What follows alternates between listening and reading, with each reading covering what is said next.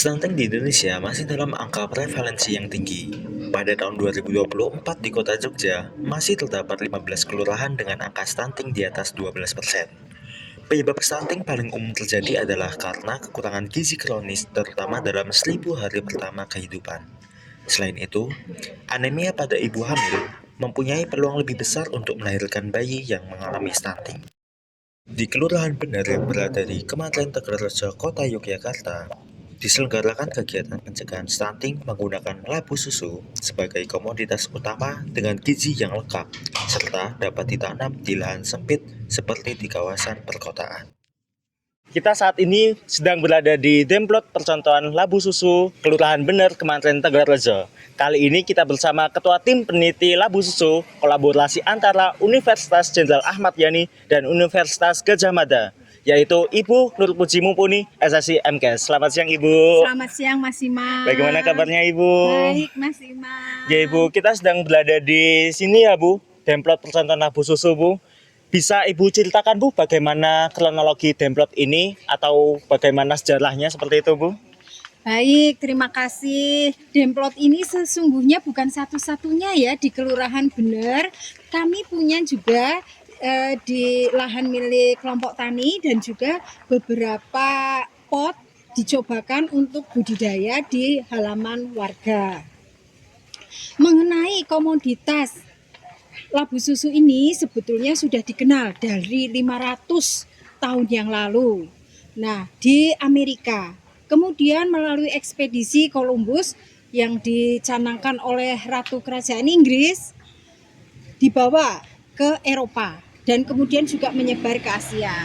Pada abad ke-18 sudah mulai diproduksi secara modern. Seorang peneliti dari Universitas Gadjah Mada, Prof. Budi Setiadi Daryono, dalam perjalanannya ke beberapa negara, beliau melihat bahwa labu susu ini sudah menjadi komoditas yang dikonsumsi sehari-hari.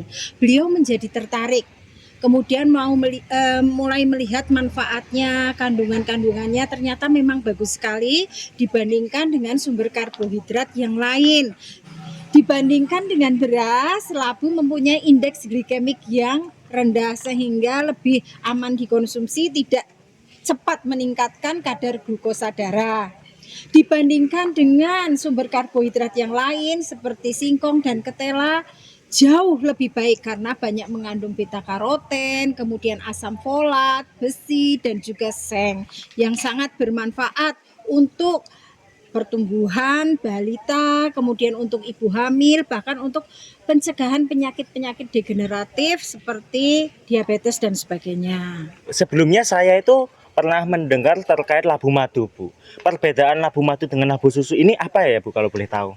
Baik, sebetulnya tidak ada perbedaan antara labu susu dan labu madu. Labu susu, labu madu itu adalah nama-nama daerah atau nama-nama lokal yang mengacu pada satu nama ilmiah atau nama latin yaitu Cucurbita moscata butternut ya. Jadi ini satu sama. Nama latin dan nama ilmiah itu wajib disebutkan di dalam semua karya-karya ilmiah. Nah, analogi dari persamaan ini adalah bisa kita lihat pada singkong sering disebut juga dengan ketela pohon, ubi kayu, kasawa yang sesungguhnya mengacu pada satu nama latin yang sama yaitu Manihot ultissima. Begitu Mas Imam. Iya. Berarti hanya perbedaan nama lokal ya Bu? Perbedaan nama lokal tapi tetap sama. Ya. Dan untuk produksi benihnya sekarang sudah banyak ada di masyarakat yang dikeluarkan oleh UGM. Itu mereknya Citra Laga dengan kelebihan-kelebihan tertentu. Tapi juga banyak pabrik-pabrik lain yang mengeluarkan. Baik Ibu, jadi penelitian dari labu yang asli UGM kolaborasi dengan Unjaya ini telah diimplementasikan ke masyarakat ya Bu? Oh iya Mas, secara laboratorium penelitian sudah mulai pada tahun 2017. Kemudian pada saat COVID-19, permintaan komoditas ini di negara maju itu meningkat. Karena dianggap bisa untuk meningkatkan sistem imun dengan dibuat sup. Nah, implementasi kita itu mulai dari sosialisasi komoditas, pengenalan komoditas kepada masyarakat, kemudian sosialisasi budidayanya sampai penanganan pasca panen ya dengan sasaran kelompok tani, dan juga kemudian kami melakukan sosialisasi pengolahan produk dari labu susu ini menjadi bisa dikonsumsi oleh masyarakat dengan tujuan misalkan posyandu atau tujuan ibu hamil. Nah, kami melakukan sosialisasi itu. Selanjutnya kami mendampingi proses produksinya dan melakukan pendampingan pada saat distribusi kepada kelompok sasaran melalui posyandu. Ya, jadi ini sudah kedua kalinya Mas Imam dilakukan pendampingan posyandu. Jadi kami sudah integrated dari produksi hulu sampai ke hilir diberikan kepada masyarakat bagaimana aplikasinya. Baik, berarti sudah dari awal sampai akhir ya Bu. Prosesnya sudah sangat panjang ya Bu ini berarti Bu. Iya betul Mas Imam. Kemudian Ibu, harapan Ibu ke depannya bagaimana ya Bu berkaitan dengan program ini?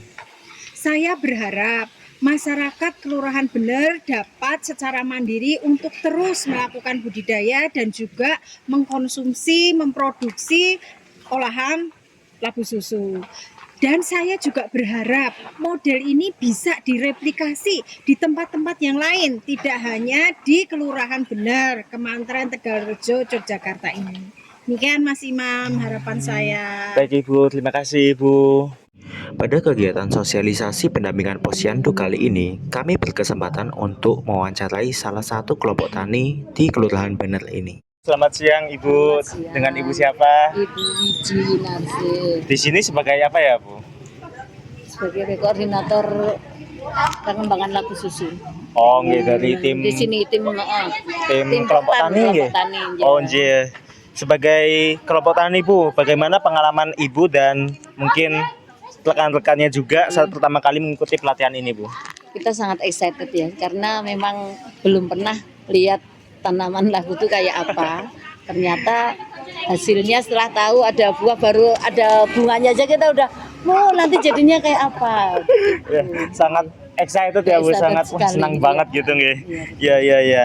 Kemudian selama Ibu melakukan proses budidaya nih Bu, yang Ibu lakukan di lahan sempit itu seperti apa ya Bu? Dari awal sampai panennya itu seperti apa? Ya pertama karena kita lahannya adanya sekitar 30 kali 10 meter 30 meter kalau yang di greenhouse yang di tempat saya itu kita ada yang cuman memakai pot.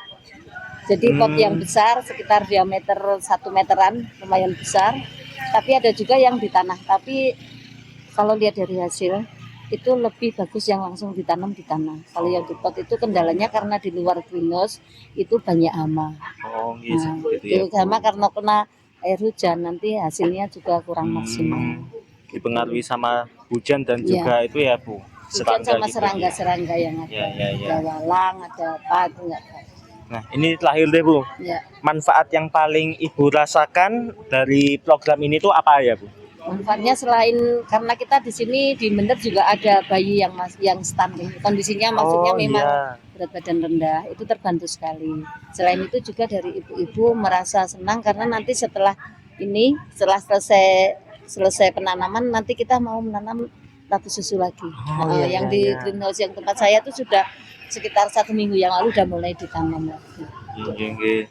Berarti rencananya ke depan ini masih melanjutkan untuk budidaya labu susunya ya Bu? Sekali karena ibu-ibu udah pada nanya tadi yang ada di greenhouse timur udah Bu nanti kalau udah panen gimana, kita masih punya banyak stok bibit jadi nanti kalau itu udah kita rombak kita olah tanahnya lagi kemudian kita tanam. Kemudian ini Bu, harapan ke depannya bagaimana ya Bu? Kalau bisa mungkin kita bisa memberdayakan warga sekitar, nggak cuman yang ikut di kelompok tani, dari masyarakat lain yang kemarin juga ikut sosialisasi mereka juga dikasih bibit. Mudah-mudahan yang di rumah juga pengen mengembangkan labu susu itu di wilayahnya masing-masing. Ya, baik Ibu Wiji, terima kasih ya Bu. Semoga sehat selalu Ibu. Amin.